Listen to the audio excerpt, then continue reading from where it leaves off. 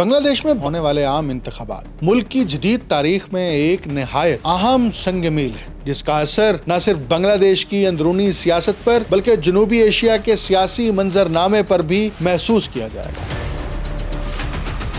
سیاسی منظرنامہ پہلے سے کہیں زیادہ ڈائیورس اور مقابلے پر مبنی ہوگا۔ اہم ترین پہلو یہ ہے کہ اس انتخابی عمل کے بعد ڈھاکہ میں جو سیاسی سیٹ اپ وجود میں آئے گا، اس میں عوامی لیگ کی شمولیت نہیں ہوگی۔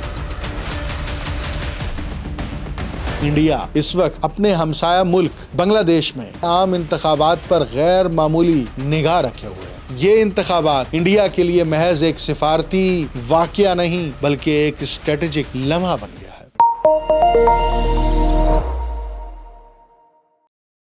آپ دیکھ رہے ہیں انٹولڈ سٹوری ود ڈاکٹر اکمل سومرو۔ بنگلہ دیش میں 12 فروری 2026 کو ہونے والے عام انتخابات ملک کی جدید تاریخ میں ایک نہایت اہم سنگ میل ہیں، جن میں 12,77,11,793 رجسٹرڈ ووٹرز اپنے نمائندوں کے لیے ووٹ ڈالیں گے۔ ان میں نوجوانوں اور پہلی بار ووٹرز کی تعداد نمایاں ہے۔ تقریباً 5 لاکھ افراد پہلی بار ووٹر کے طور پر حصہ لے رہے ہیں، اور کل ووٹرز کا تقریباً 44% یعنی 5,60,00,000 کے قریب عمر کے لحاظ سے 18 سے 37 سال کے درمیان ہے، جس سے ظاہر ہوتا ہے کہ نوجوان نسل اس الیکشن میں فیصلہ کن کردار ادا کرے گی۔ خصوصاً 2024 میں بنگلہ دیش میں طلبہ کی جانب سے احتجاجی تحریک برپا کی گئی، اور اس تحریک میں نوجوانوں کی ایک بڑی تعداد سیاسی طور پر سرگرم نظر آئی۔ اس لیے 12 فروری کے اس الیکشن میں یہ نوجوان بنیادی اور فیصلہ کن کردار ادا کریں گے۔ انتخابات میں کل 299 حلقوں پر انتخابی مقابلہ ہو رہا ہے، اور کل 2034 امیدوار میدان میں ہیں، جن میں 275 آزاد امیدوار بھی شامل ہیں، جس سے یہ واضح ہوتا ہے کہ سیاسی منظرنامہ پہلے سے کہیں زیادہ ڈائیورس اور مقابلے پر مبنی ہوگا۔ یہ انتخابات شیخ حسینہ واجد کے 15 سالہ دور اقتدار کے خاتمے کے بعد کا پہلا قومی الیکشن ہے، جو 2024 میں طلبہ بغاوت اور عوامی احتجاج کے نتیجے میں عہدے سے معزول ہو گئی تھیں، اور ان کی پارٹی عوامی لیگ پر عبوری حکومت نے سیکیورٹی وجوہات اور مقدمات کی پیش رفت کے تحت پابندی عائد کر دی ہے، جس سے لاکھوں حامی سیاسی عمل میں خود کو محدود محسوس کر رہے ہیں۔ اسی کے ساتھ اس الیکشن کے دوران ایک اہم آئینی ریفرنڈم بھی ہو رہا ہے، جس میں عوام سے وزیر اعظم کی مدت کار کی حد، آئینی طاقتوں میں توازن، حکومت کی شفافیت اور احتساب میں اضافہ جیسے نکات پر ووٹ دینے کو کہا گیا ہے۔ اور یہ ریفرنڈم ملک میں سیاسی استحکام اور آئینی نظام کو مضبوط کرنے کے لیے نہایت اہم سمجھا جا رہا ہے۔ سیاسی محاذ پر بنگلہ دیش نیشنل پارٹی، جس کی قیادت طارق رحمان کر رہے ہیں، اس الیکشن میں سب سے مضبوط امیدوار کے طور پر سامنے آئی ہے۔ مختلف عوامی رائے شماریوں اور تجزیوں کے مطابق BNP کی معیشت، بدعنوانی کے خاتمے اور عوامی مسائل حل کرنے کی پالیسیوں کی وجہ سے ایک مضبوط امیدوار قرار دیا جا رہا ہے، اور کچھ سرویز میں BNP کو ممکنہ طور پر 208 نشستیں جیتنے کی پیش گوئی بھی کی گئی ہے، جو اسے اگلی حکومت بنانے کے قریب دکھاتی ہے۔ دوسری طرف اسلامی جماعت یعنی جماعت اسلامی کی قیادت میں 11 جماعتوں کا اتحاد بھی مضبوط مقابلہ دے رہا ہے، اور بعض سرویز میں اس اتحاد کی عوامی حمایت تقریباً 43.9% تک ظاہر کی گئی ہے، جس سے معلوم ہوتا ہے کہ کئی حلقوں میں مقابلہ سخت ہے، اور دونوں بڑے سیاسی بلاکس کے درمیان فرق بہت کم ہے۔ مختلف سرویز کے مطابق عوام میں BNP کی مقبولیت زیادہ ہے، اور تقریباً 39% عوام کے خیال میں BNP اگلی حکومت تشکیل دے سکتی ہے، جبکہ جماعت اسلامی کو 28% تک ووٹ ملنے کا امکان ظاہر کیا گیا، جس سے واضح ہوتا ہے کہ ووٹرز بنیادی طور پر BNP اور جماعت اسلامی کے درمیان انتخاب کر رہے ہیں، اور فیصلہ ابھی تک مکمل طور پر واضح نہیں ہے۔ عوام عام طور پر مہنگائی، روزگار کے مواقع، بدعنوانی کے خاتمے اور قانون کے نفاذ کو سب سے زیادہ اہمیت دے رہے ہیں، اور نوجوان متوسط طبقے کے ووٹر خاص طور پر انہی موضوعات پر اپنی توجہ مرکوز کر رہے ہیں۔ اس الیکشن میں مختصر مدت میں امن و امان، اقتصادی بحران اور سیاسی عدم استحکام جیسے چیلنجز بھی موجود ہیں، جس سے یہ ظاہر ہوتا ہے کہ اگلی منتخب حکومت کو نہ صرف سیاسی بلکہ معاشی اور سماجی مسائل کا سامنا بھی کرنا پڑے گا، جس میں خاص طور پر کمپنیوں اور فیکٹری ورکرز، خصوصاً گارمنٹ سیکٹر کے کارکن اپنی صورتحال بہتر بنانے کی امید رکھتے ہیں۔ مجموعی طور پر یہ الیکشن بنگلہ دیش کی تاریخ میں ایک اہم موڑ ثابت ہوگا، کیونکہ یہاں نہ صرف ایک نئی حکومت کا انتخاب ہوگا بلکہ آئینی اصلاحات، نوجوان ووٹرز کے رجحانات، مذہبی اور معاشرتی قوتوں کی بڑھتی ہوئی نمائندگی اور ملک کے مستقبل کے بارے میں عوام کی سوچ ایک نیا رخ اختیار کرے گی، جس کا اثر نہ صرف بنگلہ دیش کی اندرونی سیاست پر بلکہ جنوبی ایشیا کے سیاسی منظرنامے پر بھی محسوس کیا جائے گا۔ انڈیا اس وقت اپنے ہمسایہ ملک بنگلہ دیش میں کل ہونے والے عام انتخابات پر غیر معمولی نگاہ رکھے ہوئے ہے۔ کسی پڑوسی ریاست کے داخلی سیاسی عمل میں نئی دہلی کی اس درجے کی دلچسپ کم ہی دیکھنے میں آئی ہے،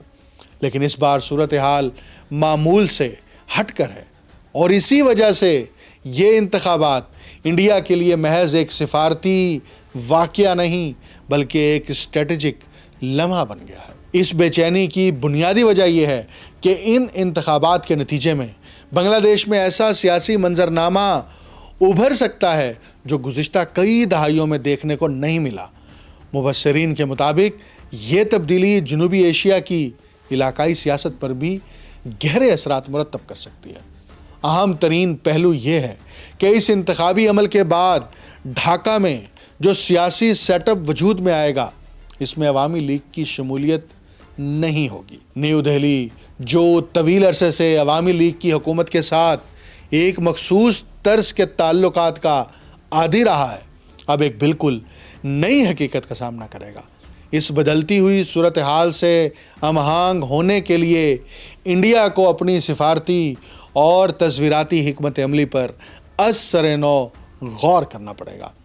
انڈیا کے لیے یہ سوال بھی اہم ہوگا کہ آیا طارق رحمان کی قیادت میں بنگلہ دیش نیشنل پارٹی یعنی BNP تنہا حکومت بنانے میں کامیاب ہوتی ہے، یا اسے اقتدار کے لیے جماعت اسلامی کو ساتھ ملانا پڑے گا۔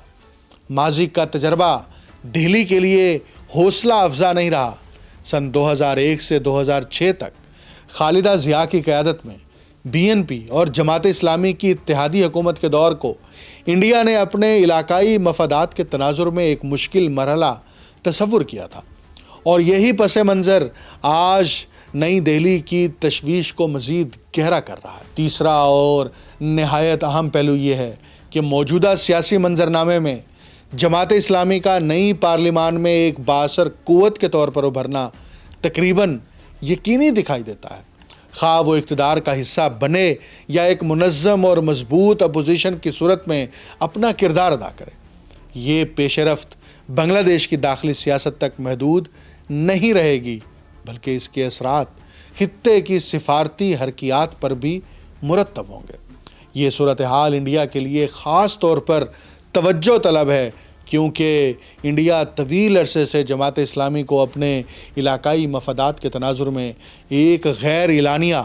سرخ لکیر یعنی ریڈ لائن سمجھتا رہا ہے۔ اب جب کہ یہ جماعت ایک باقاعدہ پارلیمانی قوت کے طور پر سامنے آ سکتی ہے، یہ دیکھنا اہم ہوگا کہ انڈیا اپنی روایتی پالیسی اور زمینی حقائق کے درمیان کس نوعیت کا توازن قائم کرتا ہے۔ بعض سفارتی حلقوں میں یہ تاثر بھی پایا جاتا ہے کہ انڈیا نے بدلتی ہوئی سیاسی حقیقتوں کو مدنظر رکھتے ہوئے جماعت اسلامی کے ساتھ پس پردہ رابطوں کا آغاز کر دیا ہے، جو اس بات کا اشارہ ہے کہ انڈیا اپنی سفارتی حکمت عملی کو عملی تقاضوں کے مطابق ڈھالنے کی کوشش کر رہا ہے۔ تاہم ان تمام سیاسی پہلوؤں سے بڑھ کر دہلی کے لیے اصل اور بنیادی تشویش بنگلہ دیش کی آئندہ حکومت کا شمال مشرقی انڈیا کی سلامتی سے متعلق موقف ہے۔ نیو دہلی کے مبصرین کے مطابق یہ ایک نہایت حساس اور غیر لچکدار مسئلہ ہے جس پر بھارت کسی بھی قسم کی رعایت دینے کے لیے آمادہ نہیں ہوگا۔ یہی وہ نقطہ ہے جو ان انتخابات کو محض بنگلہ دیش کی داخلی سیاسی تبدیلی کے بجائے ایک اہم علاقائی اسٹریٹجک موڑ میں تبدیل کر دیتا ہے۔ مبصرین کے نزدیک اس بار بنگلہ دیش کا انتخابی منظرنامہ ان سابقہ 3 انتخابات سے مختلف دکھائی دیتا ہے جن میں بھارت پر کسی نہ کسی سطح پر اثر انداز ہونے یا مداخلت کا تاثر پایا جاتا رہا تھا۔ اس مرتبہ نئی دہلی نے بظاہر پورے انتخابی عمل سے ایک محتاط فاصلہ اختیار کیا ہے جو خطے کی سیاست کو دیکھنے والوں کے لیے غیر معمولی اہمیت رکھتا ہے۔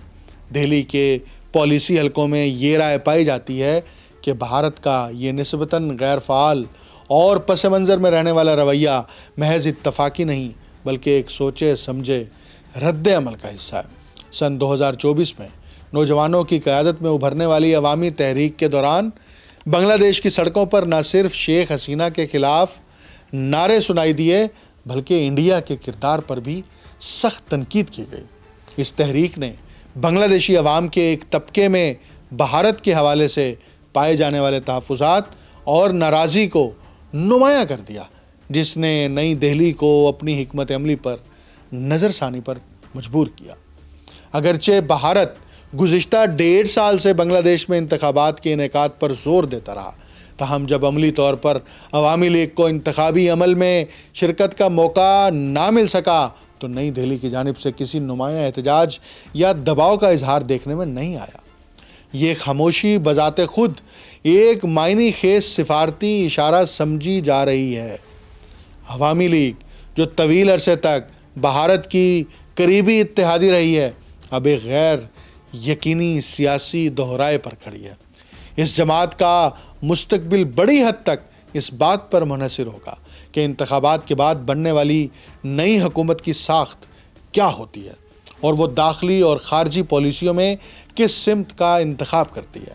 اسی تناظر میں 12 فروری کے انتخابات محض ایک داخلی جمہوری عمل نہیں بلکہ بھارت کے لیے ایک پیچیدہ تصویراتی آزمائش بن گئے ہیں۔ ان کے نتیجے میں ابھرنے والی سیاسی ترتیب ایسے کئی حساس اور گنجلک معاملات کو جنم دے سکتی ہے جن کے اثرات نئی دہلی کی علاقائی حکمت عملی پر طویل المدت انداز میں مرتب ہوں گے۔ انڈیا کی بنیادی خواہش یہ ہے کہ ڈھاکہ میں ایک ایسی منتخب اور نمائندہ حکومت قائم ہو جو واضح عوامی مینڈیٹ رکھتی ہو اور داخلی استحکام کو یقینی بنا سکے۔ اس تصور کے پیچھے محض سفارتی ترجیحات نہیں بلکہ علاقائی امن اور تسلسل کی ضرورت کار فرما ہے، کیونکہ طویل عرصے سے جاری غیر یقینی کیفیت نے پورے خطے کی سیاسی فضا کو متاثر کیا ہے۔ تاہم اسی کے ساتھ بھارت میں ان انتخابات کے حوالے سے پائی جانے والی بے چینی کو بھی نظر انداز نہیں کیا جا سکتا۔ الیکشن کا یہ مرحلہ غیر معمولی توقعات اور اضطراب سے بھرپور ہے، کیونکہ گزشتہ 1 دہائی سے زیادہ عرصے میں نہ انڈیا اور نہ ہی بنگلہ دیش کو ایسی غیر واضح اور غیر متعین سیاسی صورتحال کا سامنا کرنا پڑا ہے۔ عوامی لیگ کے سیاسی منظر سے ہٹنے کے بعد ایک نمایاں خلا پیدا ہو گیا ہے جس نے اس سوال کو جنم دیا ہے کہ آئندہ پارلیمانی ساخت کس نوعیت کی ہوگی، جماعت اسلامی کا کردار کیا ہوگا اور کس نوعیت کے سیاسی اتحاد سامنے آئیں گے۔ اس پوری صورتحال کا ایک اہم پہلو بھارت کے شمال مشرقی خطے کی سلامتی سے جڑا ہوا ہے جو نئی دہلی کے لیے ایک حساس تصویراتی مسئلہ ہے۔ یہی وجہ ہے کہ بھارت میں اس انتخابی عمل کو محض ایک ہمسایہ ملک کے داخلی سیاسی واقعے کے طور پر نہیں بلکہ ایک ایسے مرحلے کے طور پر دیکھا جا رہا ہے